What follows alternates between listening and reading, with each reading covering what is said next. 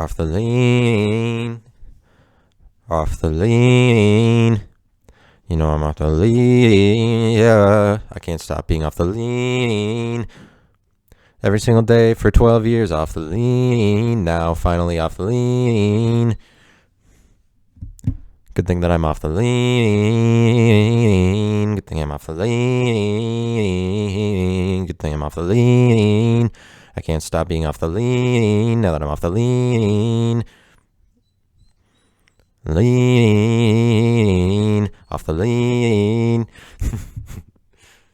Funny, right? Off the lean. Ha ha ha ha ha. Off the lean.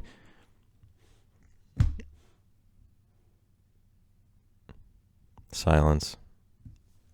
That's what follows my joking method of speaking. So because ultimately I could tell a joke, right? But it is just me. So what's funny about it ultimately is not determined by me. Art. So if you listen to my podcast episodes on multiplication division, you know that those are among the boringest episodes that I've put out there. And when I listen back through them, I'm bored when I listen to them. Like I know myself that they're not as interesting as the other ones. Like I know the episodes that I put out which ones are interesting because they're the ones that I know I had more fun doing or editing. Like I look forward more to editing the ones that I'm like, oh, that's a good one. But when I go to edit like multiplication division, I'm like, oh boy. And then it takes me a couple more days to even put it up because I'm like putting off going through it because it's like, oh, I know that people like whatever the audience that I have, it might be for a more particular audience. It's just like the few people that are actually listening, like they don't want to hear about just all this convoluted math theory. And the thing is, it's not that like people would be interested in math theory, and that's why I do them at all.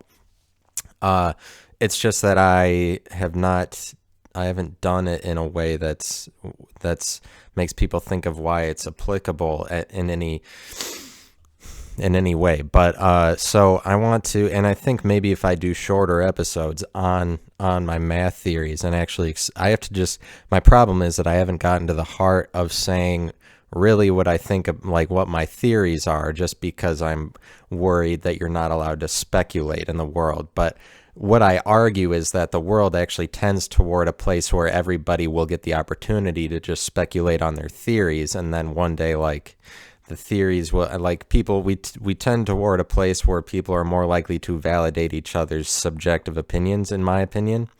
But there's this mathematician, one of the, like, probably the foremost mathematician today.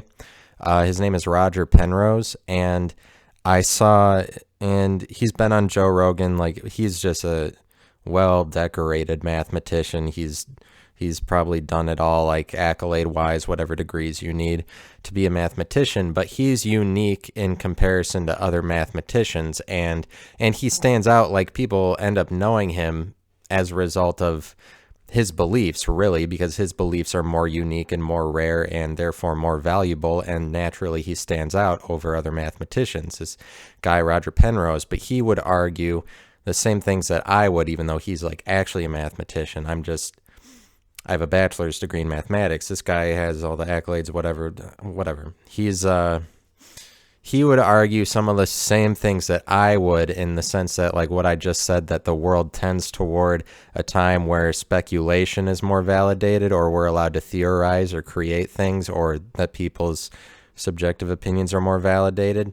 He would agree with me in that, and part of that line of thinking is his belief that computers will not surpass human intelligence, is something that he argues, and one of the reasons he stands out as a mathematician. But it's because he's a mathematician, and mathematics is at its heart philosophical, that he does stand out as a mathematician, because I would say he does, because he gets more at the heart of mathematics itself, which is that he understands it philosophically. And it's a philosophical thing to say that human intelligence cannot be surpassed by artificial intelligence, because his argument is that algorithms cannot simulate human intelligence and human consciousness, and basically that consciousness is the highest, will always be higher than anything that a computer could replicate algorithmically. And so he argues that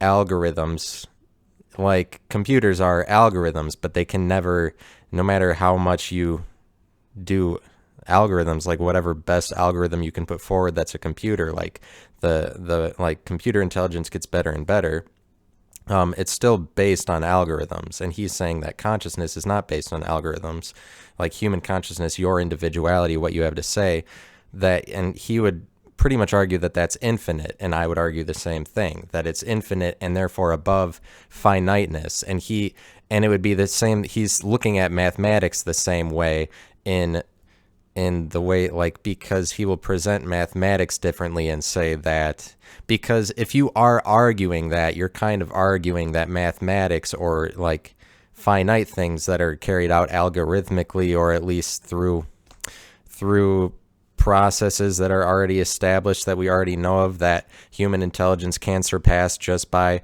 creating a different field that is larger in scope than mathematics. Like, he argues that, he's basically arguing that fields that are in scope larger than mathematics can be created through that kind of argument, because he's saying that human consciousness is infinite and therefore above finite things, or algorithmic processes like patterns, like, because algorithms are based on finite things, they're ultimately based on finite things like yeses or nos. Anyway, they're not this like adaptable. An algorithm doesn't, like, it can adapt itself, but anyway, so this guy argues that computers cannot surpass human intelligence, which is apparently a lot of mathematicians and physicists and philosophers, his contemporaries, do not agree with him. But they wouldn't agree with him because their identity is in that they are the authorities on mathematics, philosophy, and physics. And so they're not going to want to see it as that human consciousness or speculation has a higher authority than the authority given to like these finite bodies, like in academia.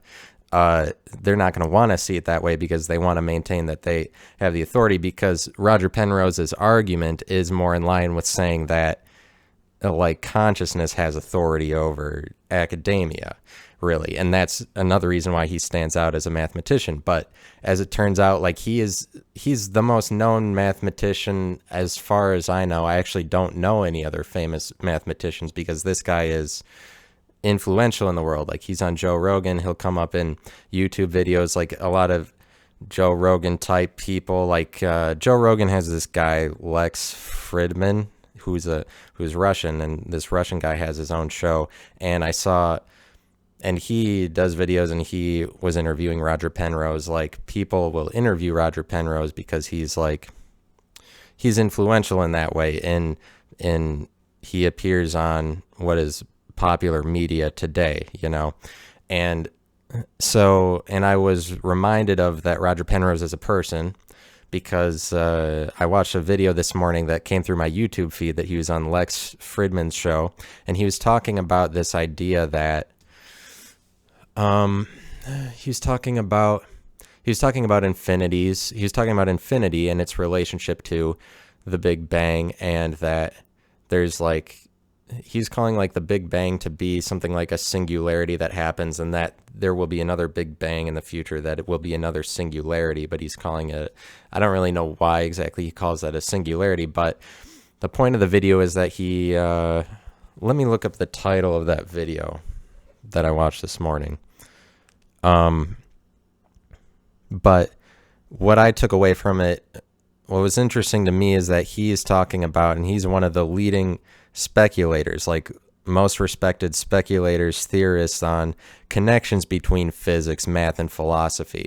And the main gist of the video is that he's talking about that infinity is a place, or that was one of the main points of emphasis. Like, infinity, he's saying infinity is a place because you should recognize it to be a place. And he brought up this example of some well-known pattern of like there's like demons or angels or whatever is the figure that's in this pattern that's a circle, and these demons replicate themselves in this circle. It's just like a picture, something you can look up. If you just look up like angels and demons infinity, you'll like find this picture, and it just shows like these images of demons within a circle, but they are bigger in the middle of the circle, and then they get smaller and smaller, but they take the same form, but they get smaller and smaller in scope. And what's the word for that? In size, like they're still congruent, or they're similar, but they're smaller. They just get smaller and smaller as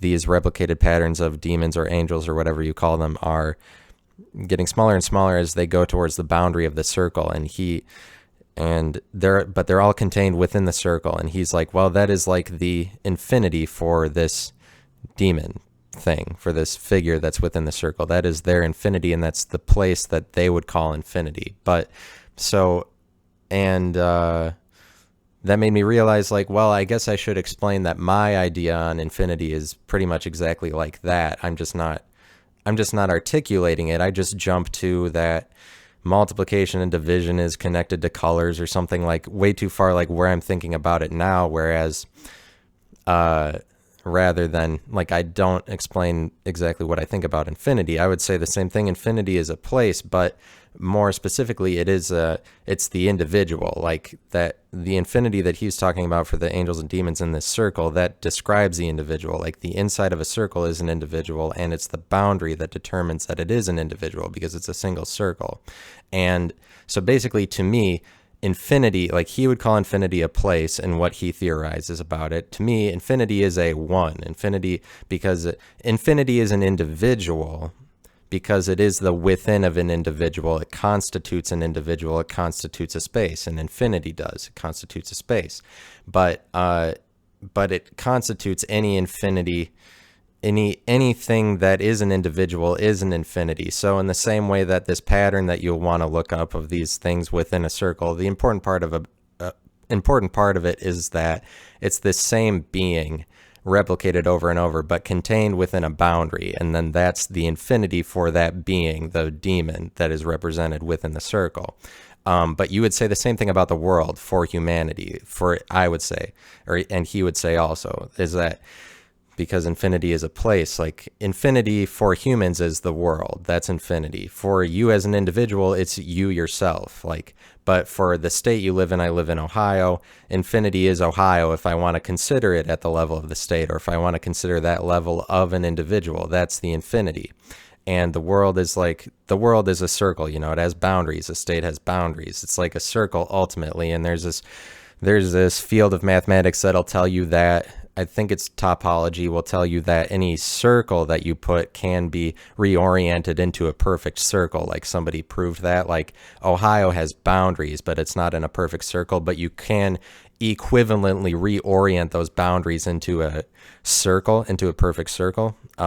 So in the same way that a circle, but like in a circle is a representation of infinity also. But I'm just saying that any boundaries you create are equivalent to a circle also, but they're all equivalent to a one or an individual. And so like Ohio isn't, to me, as an individual if I consider it at that level, but it's an infinity. And I'm saying that infinity is any individual that you consider then. And Roger Penrose would say the same thing in calling it a place, that a galaxy is, the galaxy you're in is also an infinity. It's also an individual. It's just that you as a person, as an individual, exist in all these levels of individual all at the same time. And that's kind of that's what time is you existing as an individual at all these possible different considerations of different levels. And you can consider any one of them, and it's arbitrary which individual you consider yourself to be a part of, whether you consider yourself to be a part of you yourself, the individual, or within the city you're in, or in the state, or the country, or the world, or the galaxy, or the universe. Any one of those are individuals. It's arbitrary which one you consider to be an individual. But that's what time is that time is arbitrary, and it's arbitrary how you classify time and what you say is a minute or an hour or a day or whatever, what individual time frame you're existing in. Like time is the same way as that. And but so I would call like the time frame that you exist in, which is like almost equivalent to like the location, you know, space is equal to time, is the same as saying that like the state that you exist in, and the state that you exist in is an infinity. I would call that state an infinity. But more specifically, I would say any individual in that way that you consider is a manifestation of infinity, but it's also a manifestation of one. And basically, an infinity is a one. It's a manifestation of one, and it's equal to one. Infinity is equal to one. It's just that if you consider one at the finite level, meaning the countable level, like you count a tennis ball or a tennis racket or a tennis court or a football or a taco, you count any one of those are infinities, is what I'm saying. Any manifestation of one is an infinity. One equals infinity. In order for me to say that one equals infinity, I'm saying that every manifestation of one is a manifestation of infinity, and vice versa. And so a taco is an infinity because something, it has to be constituted. It has to be constituted as a single thing, as a taco. Like, it has to be made up of things.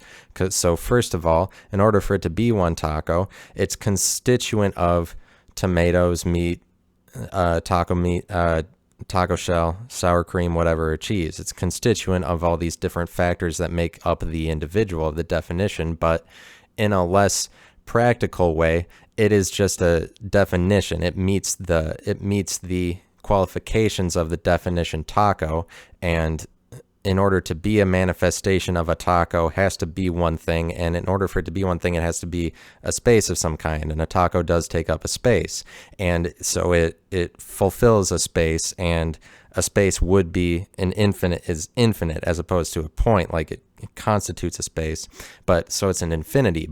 And so I'm saying that you as a person are also an infinity. Like, you as an individual are also an infinity, and that's what I'm getting at by saying that your imagination is infinite, and that is what's the infinity about you. But what's different about you as an individual, and the infinity that is you as an individual, and the infinity that's like the city you live in, is that you have jurisdiction, you have authority over you as an individual. You have authority over your infinity, and that's in some ways explained by the fact that everything within the infinity that is your body works for the good of you, your body, like works for the good of you to continue, and that your brain is in authority over it and tells your body what to do and where to go. And then if you have some issues with mental health, you are doubting your ability to have control over your body and your mind, you know, if you have doubt about things, and your body deteriorates in a way, like your body deteriorates so as to make it so that you arrive at a place where you don't have control over your body, and that is you dying and aging, is you having less control over the infinity that is your body. Besides that, your mind and your imagination is infinite, and that's what you have control over. But that's a one. It's a one. It's an infinity that you have control over, but it is still a one, like, especially when you consider it countably, because objectively other people will see you as a one, but you can understand yourself, like the way that you understand yourself in your imagination is an infinity. So to understand why an infinity is a one, you have to see that it's an infinity subjectively and a one objectively, but an infinity is a one, is my argument. And so I say that to say that when in years down the road, when it comes out that infinity is the same thing as one, I want credit for it because apparently we have arrived at a place where leading speculators and mathematicians are calling infinity a place. I'm creating the further specification. Well, actually, it's a one. It's a manifestation of a one, you know, and that's a speculative. That's an explanation for it.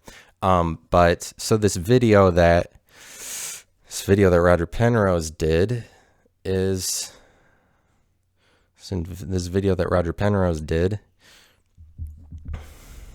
here it comes, is called, or that I saw this morning, Roger Penrose, Infinite Cycles of the Universe. Roger Penrose, Infinite Cycles of the Universe punctuated by Big Bang Singularities is the video, and you should look it up. because he'll relate physics and science really, really well.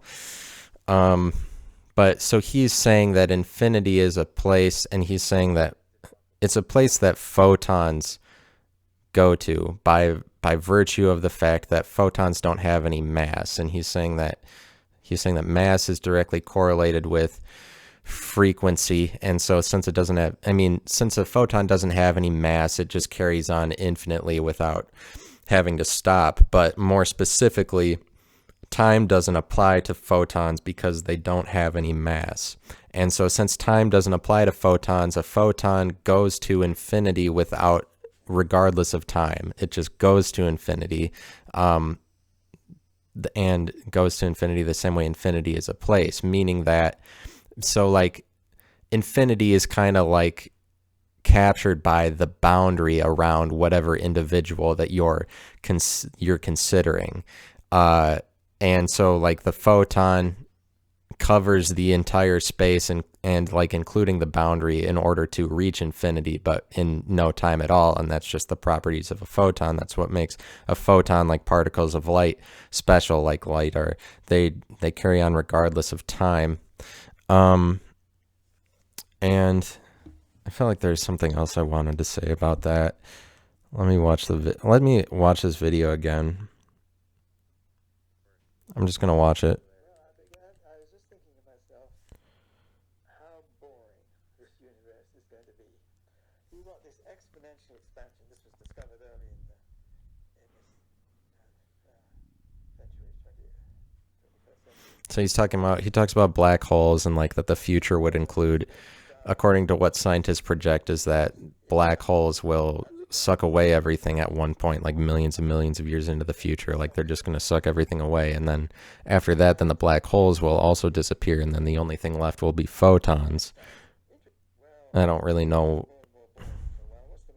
He just started the video by saying that.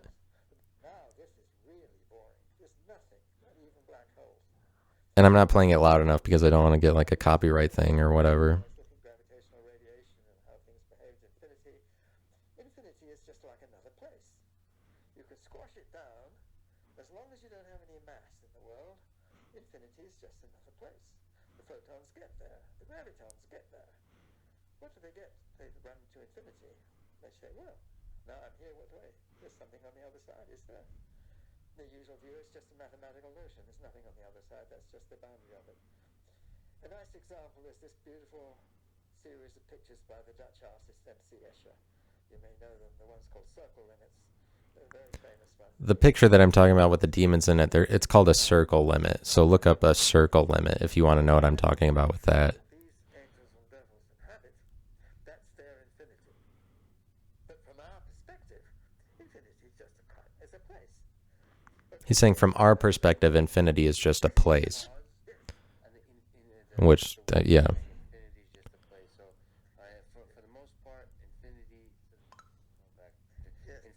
is a mathematical concept. I think this is one. Do you think there's an actual physical like in which way does infinity ever manifest itself in our physical universe? Well, it does in various places. You see, it's a thing that if you're not a mathematician, you think, oh, infinity, I can't think about that. Mathematicians. So Lex Fridman, the guy interviewing him, asked like, well, how does infinity... He's like, oh, you're saying infinity is a physical place? Because that is a novel idea to call it a physical place. That would be a hard thing to wrap your head around. And then Lex Fridman, the interviewer, asked him, like, so it's a physical place. Like, how does that manifest itself? How does infinity manifest itself? And Roger Penrose is like, well, it does in a few different ways. But, like, so, and I'm saying that infinity manifests itself in anything that is an individual, anything that's a definition, because it constitutes a space. Anything that you could say has boundaries, like, or any physical object is an infinity, but I'm saying it's an infinity within itself, and infinity therefore manifests itself in like literally everything that you define, because the definition you put on it is ultimately arbitrary. It's just that you made it a definition to call it an individual at all, and in order for it to reach the status of individual, it's because we needed a certain function to fit the parameters of something in order to, like, because we needed a function like a TV that fit that exact shape to be, but because we needed that function, we created the definition of that individual. And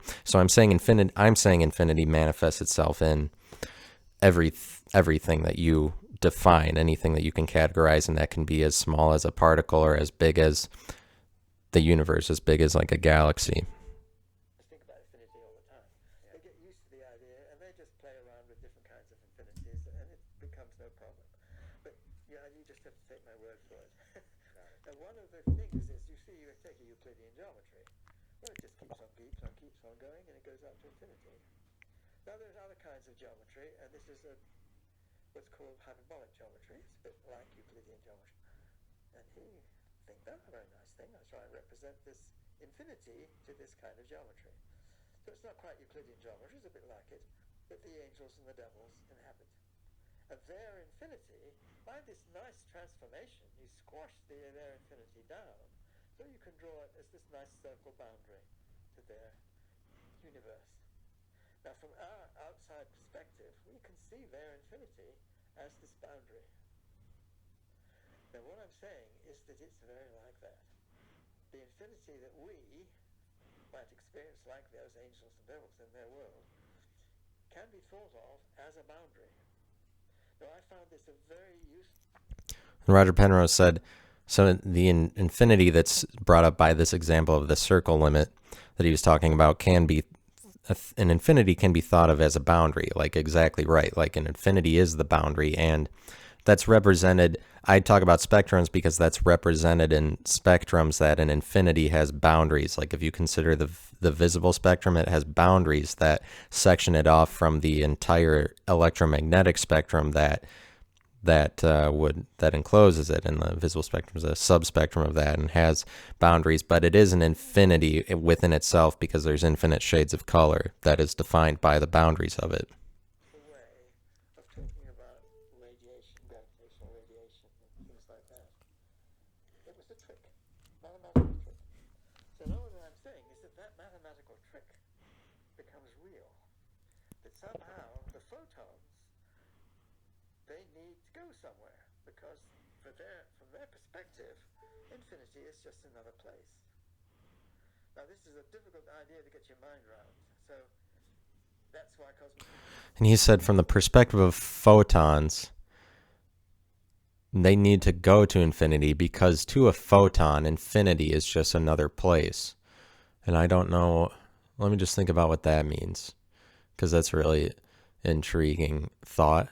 From the perspective of a photon, infinity is just another place because they, what did he say? Because they need to go there? one of the reasons cosmology. So it's not quite Euclidean geometry, it's a bit like it, but the angels and the devils inhabit universe.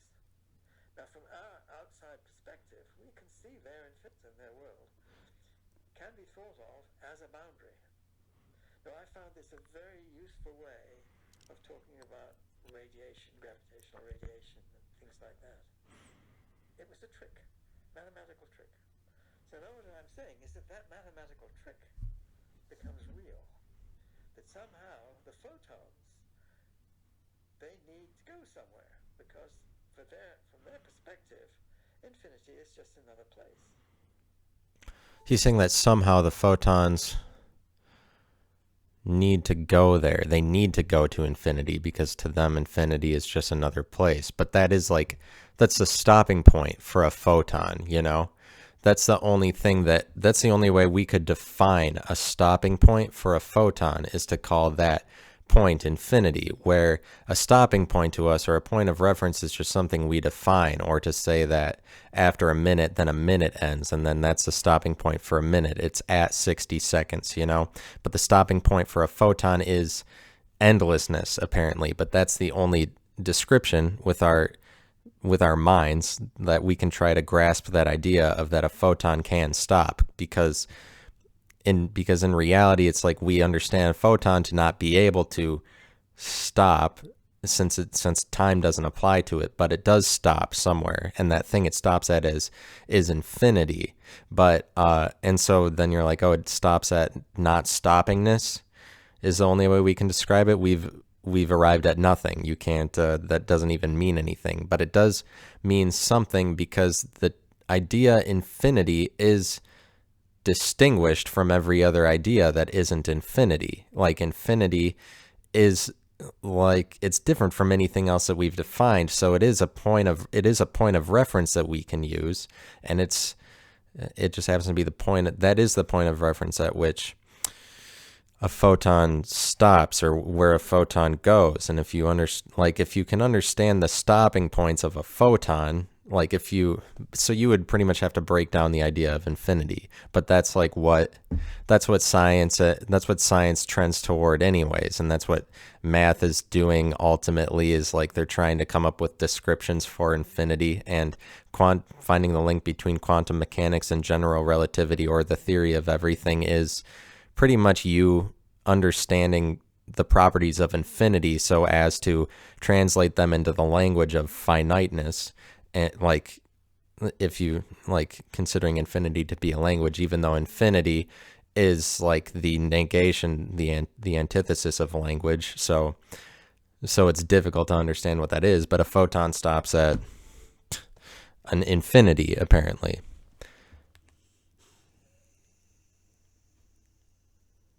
Oh, and now my YouTube app isn't opening.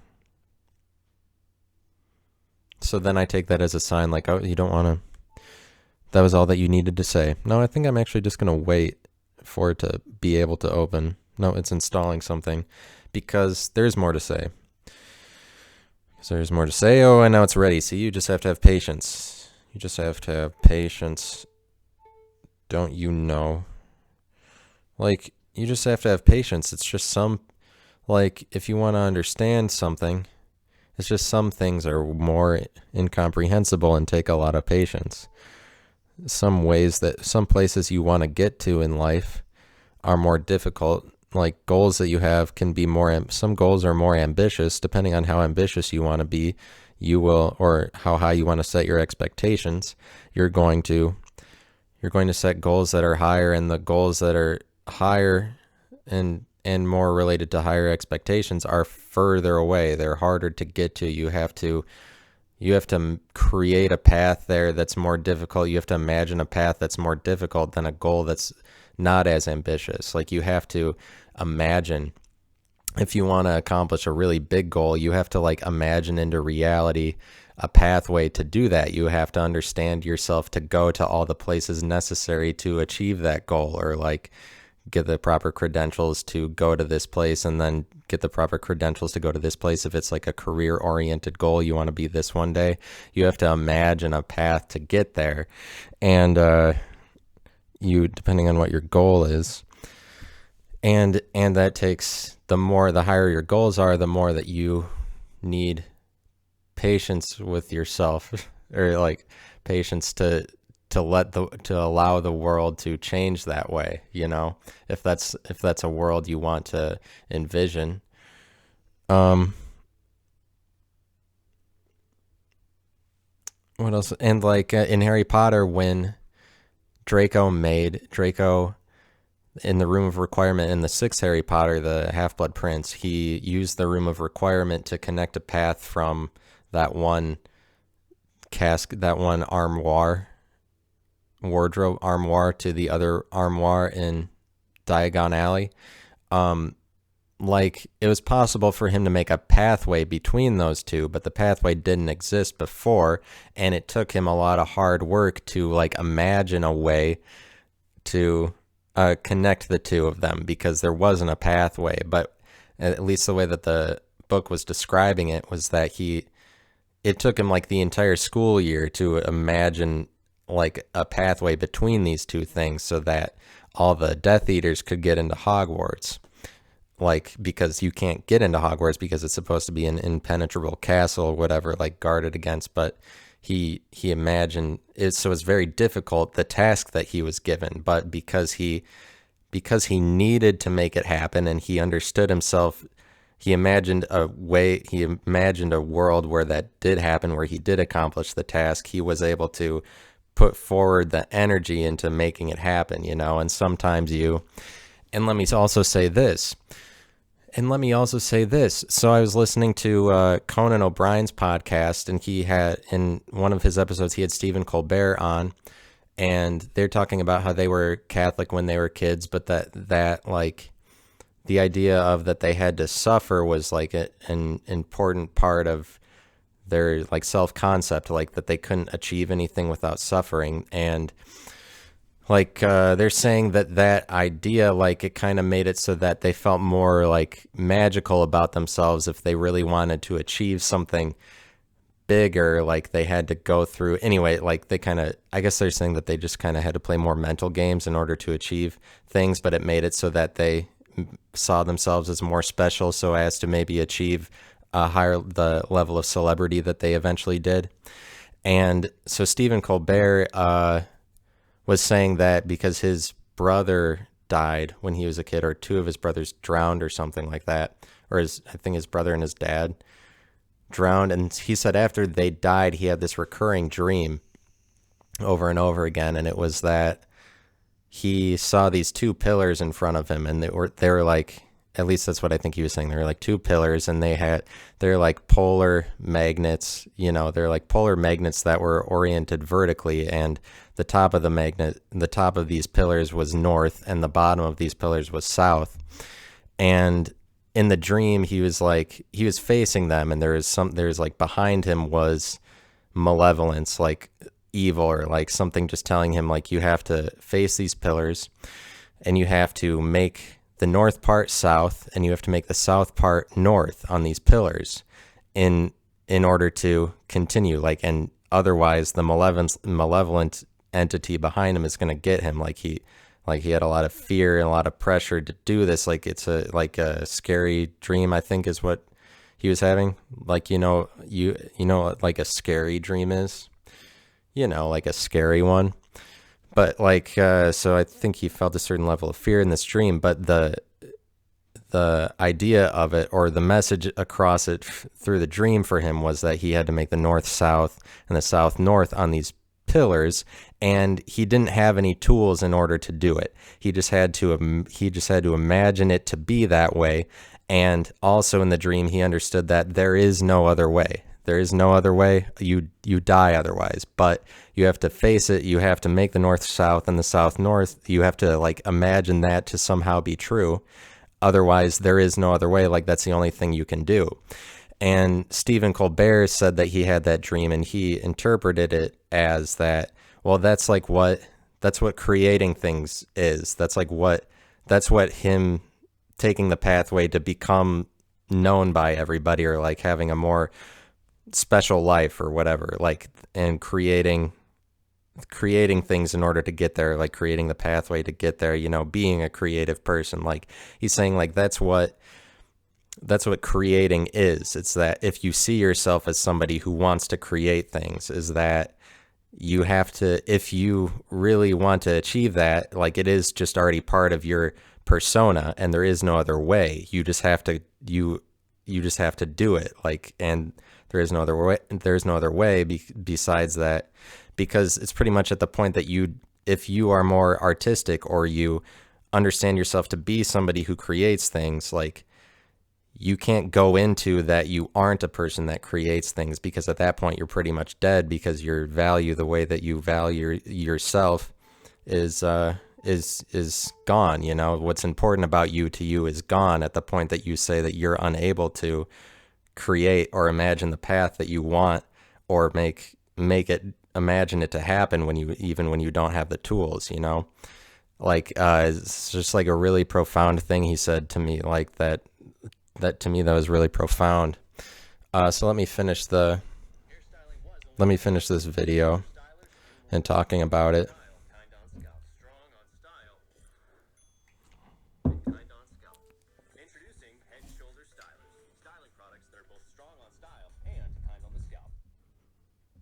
Now this is a difficult idea to get your mind around, so that's why one of the reasons cosmologists are finding a lot of trouble taking me seriously. But to me, it's not such a wild idea. What's on the other side of it? He said, Roger Penrose said cosmology is having a hard time taking him seriously, just because he just because he deals more in the speculative side of things, like and it is kind of like it's more artistry when you're just putting forth speculations, but he has all the credentials, so like he's revered to do it. It's just that his contemporaries are like, they're not going to buy it when they only know that you're supposed to express information through, like, Roger Penrose has probably written scientific papers and books. He's also known for writing books, he probably writes scientific papers. It's just that with regard to academia, you need lots of proof rather than theories that are insubstantiated, because that's what, like that is a thing that I would say is a flaw. Something wrong with science today is that science naturally doesn't allow for speculation, like science, the term, that definition, that field, but like just in overall, that in the world there isn't like allowance for philosophical debate on scientific things, I would say is a flaw in society. You have to think, why am I allowed to think of this? Because photons don't have any mass. And we in physics have beautiful ways of measuring time. They're incredibly precise clocks. Atomic and nuclear clocks, unbelievably precise. Why are they so precise? Because of the two most famous equations of 20th century physics. One of them is Einstein's E equals mc squared. What's that tell us? Energy and mass are equivalent. Nu is a frequency and mass are equivalent. If you have a massive entity, a massive particle, usually you have to scale it down. Beautiful clocks. You don't have rulers. You don't have scale. You don't have mass. You don't have clocks. If you don't have clocks, you don't have rulers. You don't have scale. So you don't have space and time. You don't have a measure of the scale of space and time. Scale So you of have space and time. you do have the structure. He's saying that because photons, like, if like frequency is directly related to mass, and that since photons don't have any mass, then there's no governing way to define them since they don't have mass, so they kind of carry on at infinite frequency or zero frequency. I mean, they carry on at like infinite frequency at that they have no mass. But like a photon doesn't have any mass, but a photon is what is any color that you could describe, but every color is at a different frequency. So like a photon kind of has the capacity for any frequency, but just what's more important, I think, what's more important is that they don't have any mass, and so there isn't any way to measure them, and so time doesn't apply. What's called the conformal structure. You see, it's what the angels and devils have. If you look at the eye of the devil, but you mustn't change the shape, which don't measure the scale. Right? Now, as you get there, things get hotter and hotter, denser and denser. What's the universe dominated by? Particles moving around almost with the speed of light. When they get almost with the speed. So he's saying, like, if you believe in the Big Bang, there's everything was as condensed as possible, and then at your next transfer point, or like at the era in which black holes are taking over, I think, at your next possible singularity, because he's calling a Big Bang a singularity, like at the next singularity, it's like it'll be the polar opposite of that everything was dense in the Big Bang, but like then everything is differentiated more and more as time goes on, to the point that it is ultimately differentiated, where it used to be like matter ultimately is differentiated, versus at the Big Bang it was ultimately integrated. And the fact that it is like separation of everything is differentiation of everything, separation of everything, and into the integration of everything is like an integral, like, but and so calculus is predicated on it, like the fundamental theorem of calculus is that an integral is like the inverse of a derivative, and I will do that in the next video. I'll talk about that in the next video, how finite versus infinite relates to just calculus, that body, So thanks for listening. That was actually one of my better. That was one of my better ones. Really, that really was. I know that it was. Don't tell me it's not. Is there anything else? No. I was at the dog park today, and there's a guy there who was wearing a flat brim hat that had a sticker on it. You know, like how people used to wear. And I thought that. Oh, that's. I don't know that people still do that. Do they? Do people still do that? And so in seeing that, I started to make judgments on his character, like, oh, I guess maybe is he out of touch, or do people still do that? Because I'm an asshole. Because I'll see what you're wearing, because that's just what I know. That's just what I come from and understand to be true, is that you like, oh, you don't match up in your clothing with necessarily with what's going on right now, because I'm an asshole. Because I make judgments on people's character. And so I was wondering about that. And then I made an ass of myself at the dog park, because I was like, because their dog, because there's a small dog park at the apartment complex I moved to, and I moved there pretty much because of the dog park, because my dog really likes to run. And I'll bring my dog park over to my dog, or that way of saying it. I bring my dog to the dog park, and then I let him loose in there, and other people come by sometimes. So at this particular day, this morning, this couple came by that I hadn't seen before. This guy with the flat brim hat with a sticker on it, and this couple, and they had two dogs, and they're kind of more they're kind of more protective of their dogs, and so, like, they're the kind of people that when they're at the dog park, their dog starts being just a little bit aggressive, like just a little bit too jumpy, that they're going to put the kibosh on it, because they don't like to infringe on other people's, because they don't know what other people think about what their dog is doing and infringing on their dog, because they're worried about other people seeing that or whatever. They're just more worried. Like there's that kind of person. That's probably about half the people like that have a dog. And I'm that way, and I am that way depending on if the other people are that way. And so, and because I'm normally not, like, I don't care what Ziggy, my dog, does. I just let him run around, and I let him jump and attack the other dogs, because that's what they do.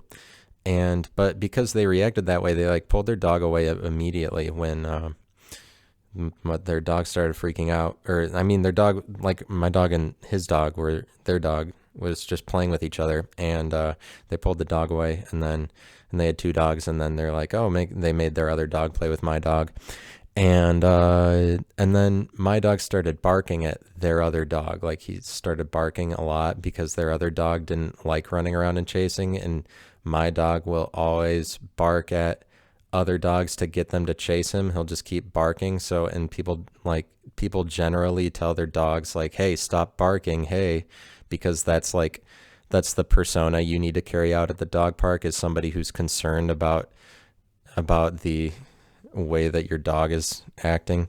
And so I'm like, because they reacted that way, I was like, hey, Ziggy, hey, stop barking, hey, for like whenever he was barking. But I have no control over making him stop barking. Like, he's outside, he's just trying to get the dogs to play with him.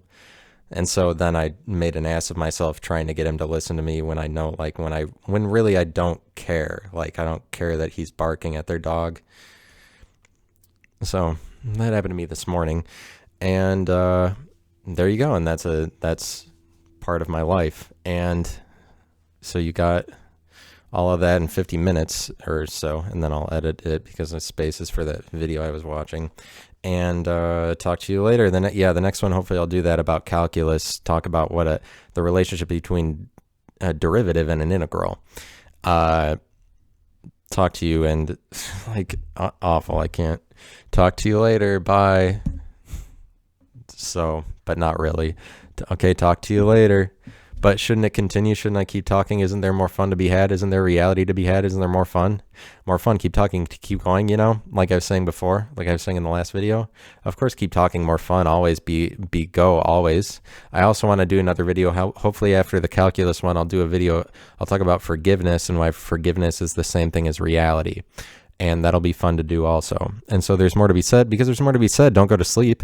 There's more to be said. Don't go, the day isn't ending. Of course, the podcast, as long as this medium is being this medium is being used, the medium that is from me to you, that relationship, as long as the medium is being used, why would I stop using it when I know that using it is so much fun and good? It's interesting. I like keep talking. I like keep talking. But I can't end bye and then bye, because I can't bye, because I don't know how. And as long as I do now find, because also at the point that you're supposed to end it, then you have no pressure on yourself anymore, because there's nothing anybody's waiting for. I'm like, okay, well, I did that and that's good and that's in my back pocket and now I can end it if I want to, but now I don't have to, because there's nothing that I have to say at this point. Anything past what I already said is just icing on the cake. So, because icing on the cake, because what I say is like icing on a cake. It's tastes that good, like whatever way you want to interpret that. I'm sorry for that analogy. That was really invasive. I'm sorry. And calling it invasive is just dirty, and I'm just a sexual, awful human being. And but now I've ruined the podcast by invoking sex talk, by invoking to talk about sex or relating a euphemism to something. I apologize. So, and now I gotta end, because I was motivated enough to say that, and now I will probably stop. I was motivated enough to talk long enough for me to think poorly, to remember it poorly, like, oh, that was good, and then you embarrassed yourself with personal stories and I talked long enough that I get to hate what I did. So success, I win again. Over, but yeah, that's it. Hopefully you listen to the next one, or from my perspective, hopefully you listen to it though. Hopefully I hope you listen to it. Like that's nice. It's nice to get listens, but only because I want to be heard, because I'm just this guy. Like, isn't it nice to be heard by other people? Whatever. Don't tell me that that's not true. Like, I'm arguing that. Is it nice to be heard by other people? Is it nice to be heard by other people? I don't know. Do people like being heard? No, there's nobody out there that wants to be heard. You're the only one. Like, I gotta sensationalize it. Like, I have a problem for wanting to be heard.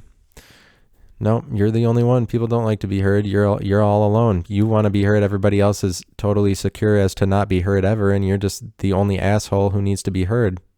So why don't you just lock yourself in your bedroom for the next 5 years and realize how alone in reality you are, since everybody else is fine and you just can't get to a place where you're fine about not being heard, because nobody wants to be heard. You're the only one that wants to be heard. That's what I'm telling myself. That's the argument I'm having. Oh, yeah, but I keep talking, and then 53 minutes, that's how you document what happened. This is a 44 second explanation of myself. And as long as it's that, it is that explanation of myself. It's not a 52-minute, 21-second explanation of myself. It's a 53-minute, 58-second explanation of myself. Duh. It's not some 40-minute, 19-second explanation of myself. I was listening to his podcast, and it was like this, I don't know how to describe it, but it was kind of like a 62-minute, 29-second explanation that he gave. Like, yeah, and I was talking to somebody else about it, and he was like, oh, it wasn't kind of like a 40-minute, 26-second explanation. I was like, no, it was like a 62-minute, 29-second explanation. That's what it was. 62-minute, 29-second explanation. And he didn't see it that way. The person that I was talking to, these is two people talking about the time limits of my podcast. Because as long as I'm still talking, as long as you're still here, you know that a cabinet is the same thing as a TV, is the same thing as me, is the same thing as I drove to work, is the same thing as like the Wisconsin Badgers, is the same thing as a dog leash. And obviously, and then it gets to a point where because you don't just manufacture it and then you're just looking at things around the room and people know that, they're like, oh, he just saw a dog leash on his table. He just saw people see through it. They're like, oh, fuck that guy. I'm not going to listen to his podcast anymore. He said dog leash because he was trying to just bring up random things to show that he could bring up random objects. But what he actually did was he saw a dog leash on his table. So fuck him. Like, that dumbass doesn't have words to speak. And, so there's that. And then,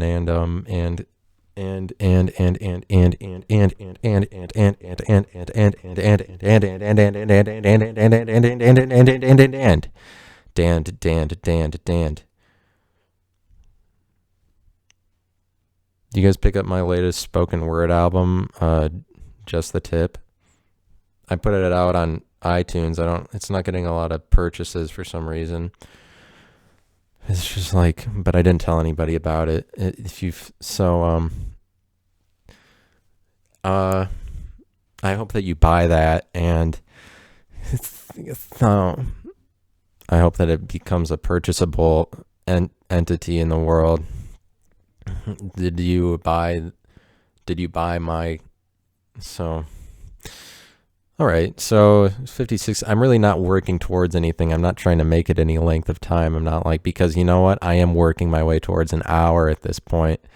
That boundary, like, that's a big one. You get to an hour, I mean, then you did a whole hour, and you call yourself worthy of somebody who makes an hour-long podcast. Once you do that, you're starting to play with the big boys, you know? You're starting to hit those home runs, you know? You're getting up in those 500 total home run territory, you know? You're going to be, you get to 500 home runs, you're a Hall of Famer, so you might as well keep cranking them out. You don't want to be a Fred McGriff. Like, you don't want to be a Fred McGriff and not reach 500 home runs. Moises Alou, he's not at 500 home runs. Moises Alou's not at 500. Lou Gehrig, I don't think he's at 500. I think he's just less, right? Isn't he like 493? You don't want to be Lou Gehrig. You gotta, you know, you can't be, you gotta be Ernie Banks. You gotta be Mark McGwire. Do what it takes to be Mark McGwire. You know, Moises Alou wasn't willing to make the sacrifices that Mark McGwire did, of taking steroids and then reaching the 500 home run mark. Or maybe Moises Alou did make those sacrifices and he wasn't as good as Mark McGwire. You know, Barry Bonds is the only guy who hit 73 home runs when everybody was on steroids. Like, he's the greatest of all time. Do you know that? He took the sacrifices like necessary to reach 8 billion home runs total, or whatever he got to. Like, he's the greatest of all time, besides Hank Aaron, who, like, Hank Aaron is the greatest of all time. Nobody talks about who's the greatest baseball player of all time. Who's the greatest of all time? Because we're just so tired of the steroids thing. We're like, oh, don't even try. I don't know. Because of steroids. But it's Hank Aaron, and don't give it to a pitcher. Anybody can be a great pitcher. Like, it's not a pitcher. It's not the greatest of all time. The greatest of all time is the guy who hit the most home runs. Besides that, maybe not Barry Bonds because he was on steroids. I would say Barry Bonds is the second greatest player of all time. And that Hank Aaron is the greatest because, from what I understand, Hank Aaron was hitting home runs, like, he was hitting home runs consistently. It doesn't sound like, he might have, because they were just on different drugs in the 70s and they were steroids, but steroids is a better drug than whatever they were on in the 70s to help them out, probably. But Hank Aaron, like, consistently 40 home run seasons for like 25 years in a row or something, but he did it at a time when pitching was dominant, from what I understand. Like, he had the most home runs ever at a time, like hitting home runs was easier in Babe Ruth's era, but Hank Aaron still did his thing, hit those home runs, got it over, you know. And so I'd say Hank Aaron's the greatest of all time baseball player. And so I'm going to end it now. And listen to the next one. It'll be about what calculus is, whatever. See ya.